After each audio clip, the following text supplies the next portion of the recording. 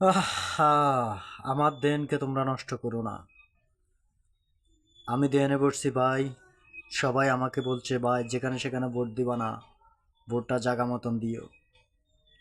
হাত ফাঁকাও ধরছে, জামাত ইসলামী ধরছে, বিএমপি বাইরে ধরছে। সবাই আমাকে জিজ্ঞাসা করে। এই জন্য আমার সময় আছে ভাই আর মাত্র হাতে 3 দিন। আজকে শনিবার।